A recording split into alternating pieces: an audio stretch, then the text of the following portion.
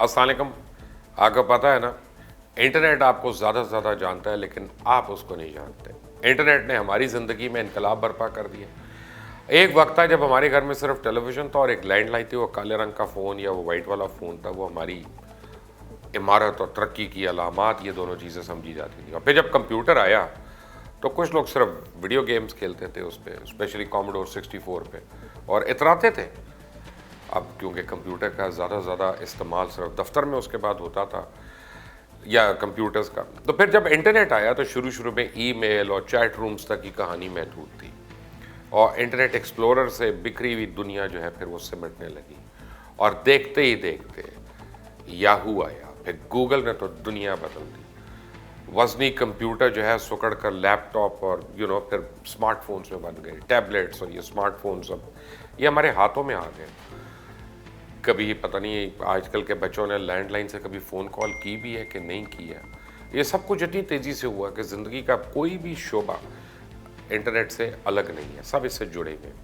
آپ نے جہاز کی ٹکٹ کرانی ہو, پیزا منگانا ہو, گھر بیٹھے آپ نے دنیا کے کسی حصے کے بارے میں یا چیز کے بارے میں کوئی معلومات لینی ہو, سب کچھ آپ کے یہ ہاتھ میں ہے. دنیا کی تجارت ہو یا سیاست, انٹرنیٹ نے سب کچھ چینج کر کے رکھ دیا. اور یہ انٹرنیٹ ہی ہے جس سے ہلری کلنٹن کا ای میل سکینڈل سامنے آتا ہے, اور صدر ٹرمپ کے خلاف محاسبے کی وجہ سے وہ ای میلز بنتی ہیں, اور فیس بک ڈیٹا کے الیکشن کیمپین میں استعمال ہونے کے انکشافات ہوئے. ٹویٹ کے جادو سے امریکن پریزیڈنٹ سے لے کر ارشاد بھٹی تک سب واقف ہیں. اتنی تیزی سے بلٹ ٹرین یا راکٹ بھی نہیں جاتا جتنی ایک ٹویٹ نکلتی ہے.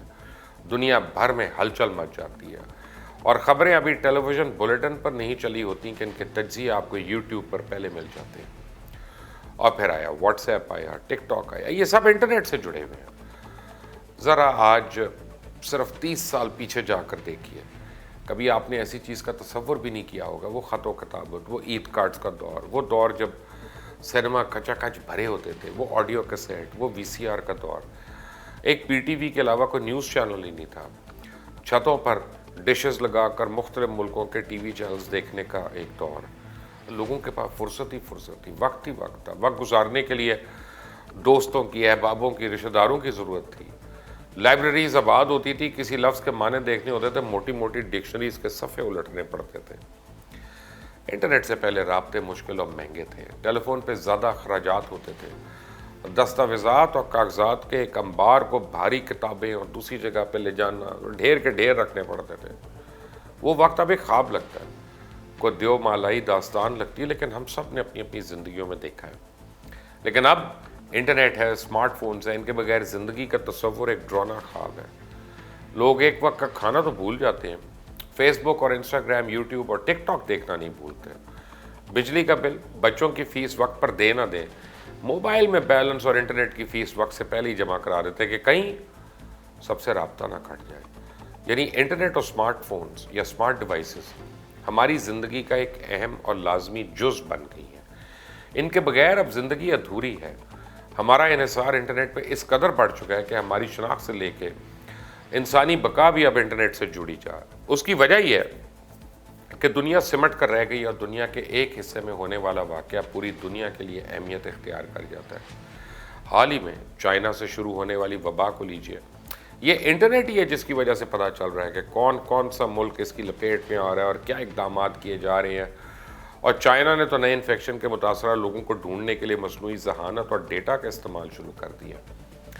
ہماری تمام معلومات پر انٹرنیٹ کمپنیز کا کنٹرول بڑھتا جا رہا ہے, جنہیں ہم تفریحی یا وقت گزاری یا پھر اپنے کاروبار یا سہولت کے لیے استعمال کرتے ہیں. جی, یہ گوگل ہو, فیس بک ہو, ٹک ٹاک ہو, یوٹیوب ہو, لنکڈن ہو, کوئی بھی اپلیکیشن آپ لے لیں, ان سب کے پاس ہمارا ڈیٹا جمع ہو رہا ہے جو ہم خود ان کو دے رہے ہیں اور دیے جا رہے ہیں.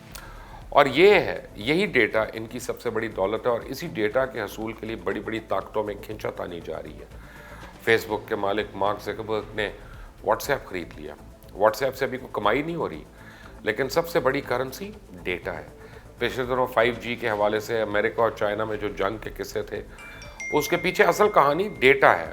جی, 5G کے ذریعے ڈیٹا کی منتقلی تیز سے ہو چکی ہے. اس کے علاوہ جس کا دنیا کے ڈیٹا پہ سب سے زیادہ کنٹرول ہوگا وہی سب سے زیادہ طاقتور ہوگا. ڈیٹا بیک وقت نئے دور کی کرنسی, دولت اور ہتھیار ہے.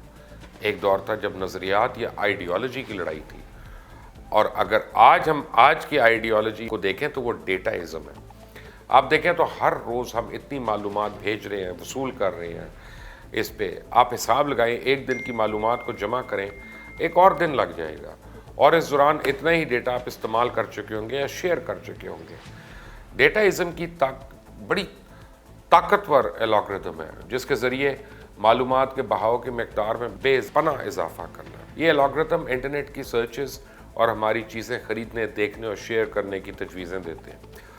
اس کے علاوہ بہت سے مسئلوں کو سادہ طریقے سے حل کرنے میں ہماری مدد کرتے ہیں، اور جتنی زیادہ ہمارا انٹرنیٹ پہ اب انحصار بڑھتا جا رہا ہے، یہ الگورتھم اتنے ہی طاقتور ہوتے جا رہے ہیں۔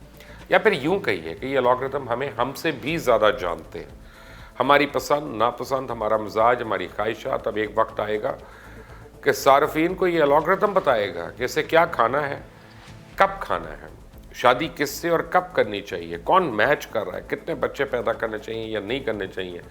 ابھی آپ کو مذاق لگے گا، لیکن مستقبل میں کچھ ایسا ہی بنتا جا رہا ہے۔ آپ یوٹیوب پر کوئی ویڈیو دیکھتے ہیں تو یوٹیوب کا الگورتھم اس طرح یا ایسی جیسی ویڈیوز کی لسٹ آپ کے سامنے لے آتا ہے جو آپ نے دیکھی ہو۔ جوں آپ ان کی ویڈیوز دیکھتے جائیں گے، یہ الگورتھم آپ کے مزاج کے مطابق مزید ویسی ویڈیوز لسٹ میں لے آتا ہے۔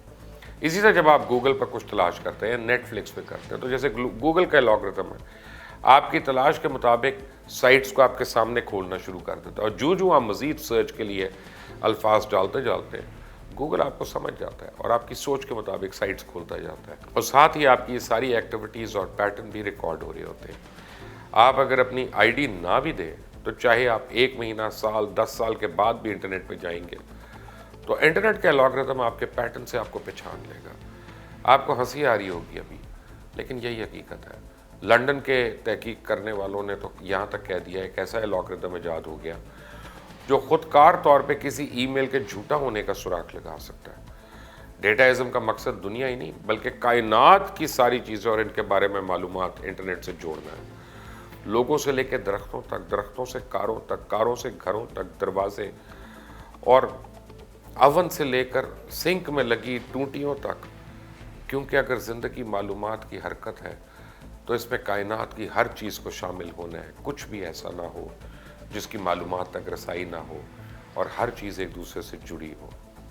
مستقبل کچھ ایسا ہوگا کہ فریج اپنے دراز میں پڑے انڈوں پہ نظر رکھے گا، اور جب نئی کھیپ کی ضرورت ہوگی تو مرغیوں کو ڈڑبے تک پہنچایا جائے گا اور شاید مطلوبہ مقدار گھر پہنچ جائے، who knows۔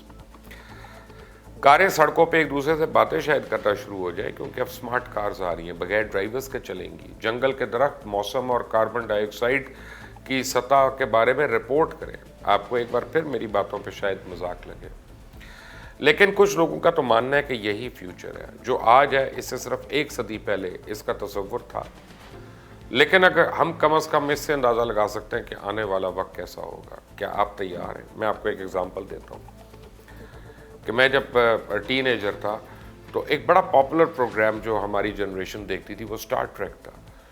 اسٹار ٹریک میں وہ فلپ فون ہوتا تھا، جیسے موٹرولا کا فون اٹھا تھا، یوں کھلا اور اس نے کہا اسپاک بیم می اپ، اور اس کے بعد فون بند کیا اور وہ بیم اپ شروع ہو گیا۔ آج اس طرح کا فون جو ہے وہ ہم 10 سال پہلے ڈسکارڈ کر چکے ہیں۔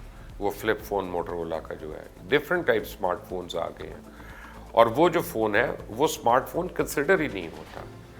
اتنی ریپڈلی چیزیں چینج ہو رہی ہیں، ہماری سوچ بدل رہی ہے، ہماری تخلیق بدل رہی ہے، ہماری ضروریات بدل رہی ہیں، اور ہماری مارکیٹنگ، ہماری اپنی کارخانے جو ہیں ان کی آؤٹ لک تبدیل ہو رہی ہے، ہمارے کپڑوں کے ڈیزائن تبدیل ہو رہے ہیں، ہمارے جوتوں کی ساخت اور شیپ ان کی تبدیل ہو رہی ہے، ہمارے برانڈز چینج ہو رہے ہیں، اور یہ سب اس موجودہ دور کی جو حرکت ہے وہ انٹرنیٹ کی وجہ سے ہے۔ انٹرنیٹ ہماری زندگیوں میں ایک بہت بڑا ریولوشن لے کے آیا۔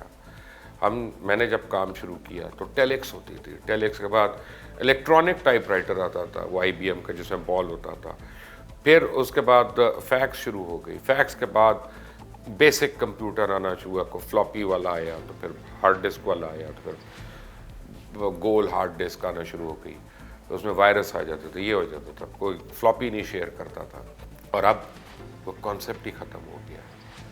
میرے ہاتھ میں جو ہے وہی ہر ایک کے ہاتھ میں ہے، وہ چاہے 25,000 रुपये तनख्वाह लेता है या 25 लाख रुपए तनख्वाह लेता है या 25 करोड़ रुपए का असासा उसके पास है, उसको भी यही डेटा की एक्सेस है जो मुझे और आपको है। इंटरनेट ने हम सबको क्वेस्ट फॉर नॉलेज जो है वो बहुत आगे ले गया, और अब इसी नॉलेज को जो उनके पास है वो यूज़ करते हैं बाइंग के लिए, सेलिंग के लिए, प्रोडक्ट मार्केटिंग के लिए, एडवर्टाइजर्स के लिए, उनको पिच करने के लिए, उनकी टारगेट रीच बनाने के लिए, प्राइमरी ऑब्जेक्टिव, सेकेंडरी ऑब्जेक्टिव, उसके डेमोग्राफिक्स, उसका साइकोग्राफिक्स, ये सब कुछ अब जो हम सर्च करते हैं गूगल के ऊपर, याहू के ऊपर, या MSN के ऊपर, या हॉटमेल से आप जो मेल करते हैं या जीमेल से करते हैं, ये सब उसके अंदर रजिस्टर हो जाता है।